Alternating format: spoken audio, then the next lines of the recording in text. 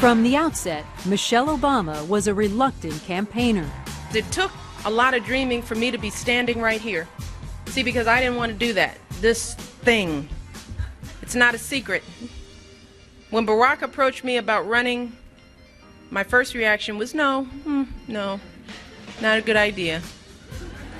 Well, I think it's fair to say Michelle was a reluctant conscript to politics, and she was concerned about the impact on the family, and there was a lot of discussion about what the demands would be on her, what was expected of the children, what it would be like to have a member of the family running for president.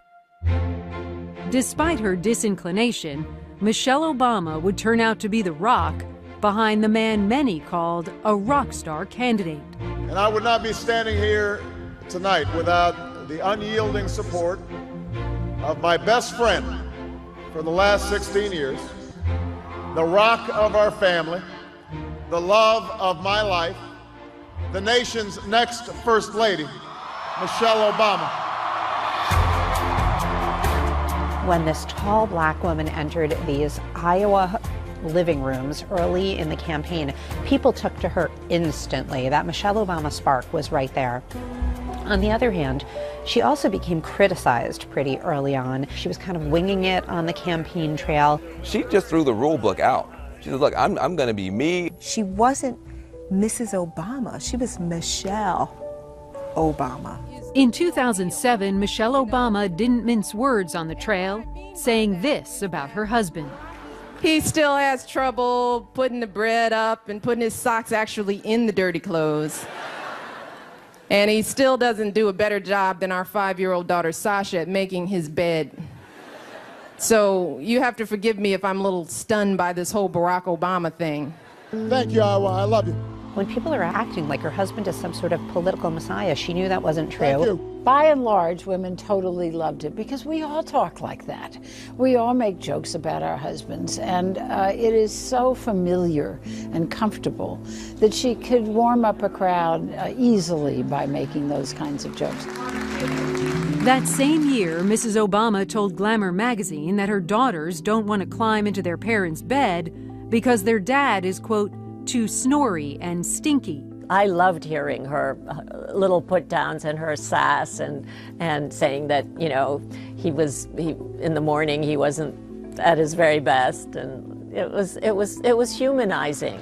Still, Michelle Obama was lampooned and accused of being an angry black woman. She was targeted with racist attacks after comments she made in Wisconsin. For the first time in my adult lifetime, I'm really proud of my country. And not just because Barack has done well, but because I think people are hungry for change.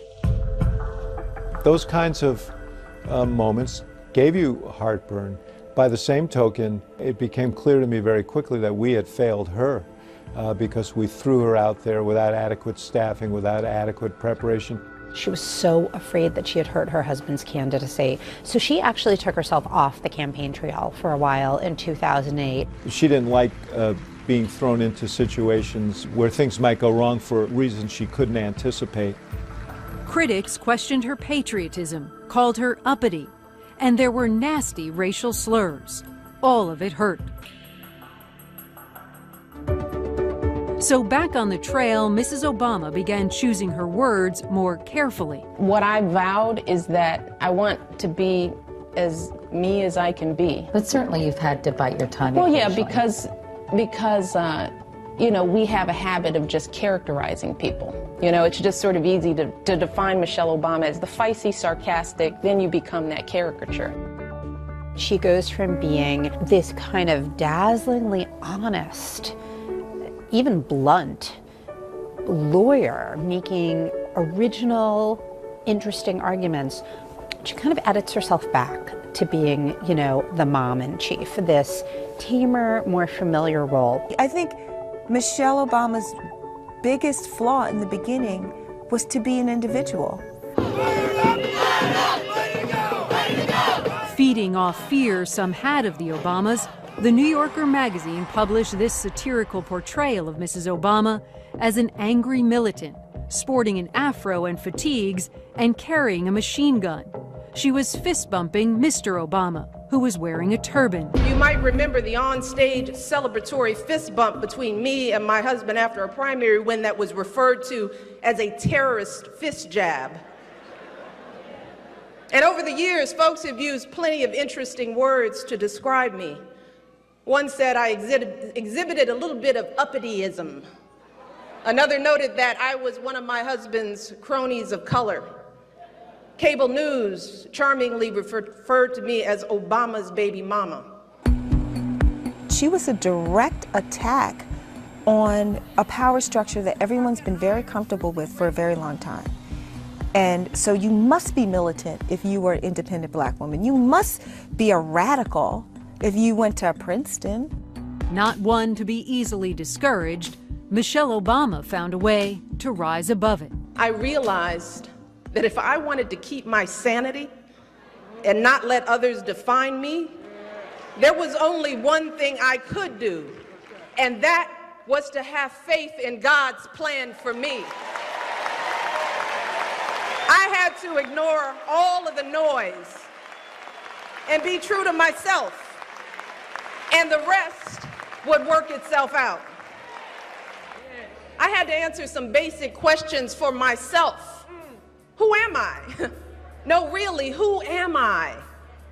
What do I care about?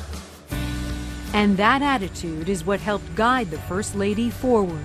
That same strength that kind of shocked people and even scared some people, people became infatuated with, and they became in love with. And they said, you know what?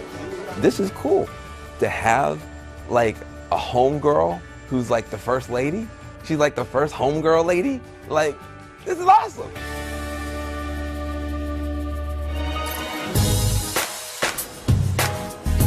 First Lady and fashion icon, Michelle Obama's style sets trends around the world. Michelle Obama gave a lot of women